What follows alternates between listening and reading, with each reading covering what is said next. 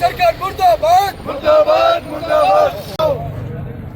BJP सरकार BJP सरकार नरेंद्र मोदी नरेंद्र मोदी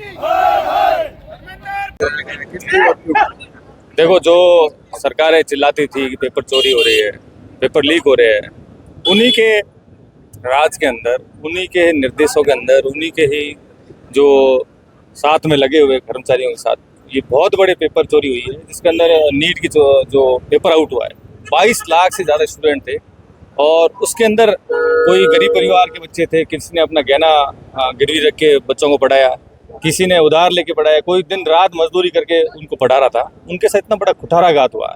ये बड़ी एक गंभीर बात है और जो सरकार की निसफलता दिखाती है किस तरह से ये सरकार बिल्कुल ही सिर्फ वोटों के लिए और सरकार बनाने के लिए ही अपना काम कर रही है। उसके अलावा जो बच्चों के साथ कुठाराघात हो रहा है, जो अन्याय हो रहा है, उसके लिए उनको बिल्कुल सोचने नहीं। इससे पहले भी इस पेपर आउट की बात उठी थी नीट पे, पिछली बार भी सिर्फ उन्होंने एनटीए के एक चेयरमैन का ट्रांसफर करके अतिश्री करके और उसको आज छत्तीसगढ़ के अंदर उन्होंने सीएस लगा रखा है। एक तरह से आप देख सकते हो इनकी गंभीरता क्या है क्या नहीं है।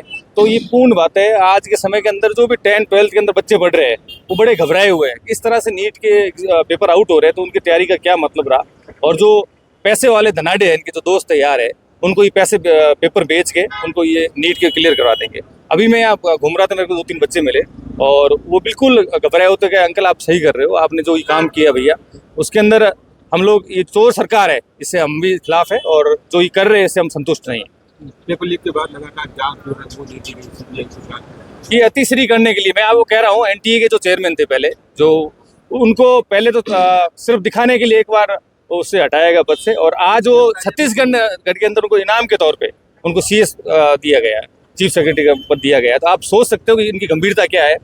बंगाल के अंदर जो SIR के हेड थे, जो चुनाव आयोग के हेड थे, उनको जैसे उन्होंने 90 लाख वोट काटे तो आज उनको वहाँ का सीएस बना दिया। आप सोच सकते हो इनका नीयत क्या है। इन्होंने लोकतंत्र की हत्या करने के अंदर, बच्चों के साथ कुठाराघात करने के अंदर, हर जगह कानून व्यवस्था बिगड़ी हुई है और एक तरह से निसफल है। चाहे महंगाई के तौर पे देख लो, मोदी जी खुद ही कह रहे हैं कि आप लोग, मेरे हाथ में कुछ नहीं है, आप जानो आपका काम जाने। इस तरह से आप, ये विफल सरकार है और इस विफल सरकार के अंदर मैं निवेदन करूंगा, इसके खिलाफ धर्मेंद्र प्रधान जी को स्वयं इस्तीफा देना चाहिए और जो अधिकारी थे इसके अंदर उनको हटाना चाहिए, उनके खिलाफ जांच बैठानी चाहिए। इस तरह से अगर लाखों गरीब परिवारों के साथ अगर कुठाराघात होगा तो आने वाले समय के अंदर कौन विश्वास करेगा कि नीट की परीक्षा एकदम सही हो रही है। पेपर लीक कांग्रेस बिल्कुल कांग्रेस ने ही जांच करवाई थी, कांग्रेस के समय ही उनको अंदर डाला था।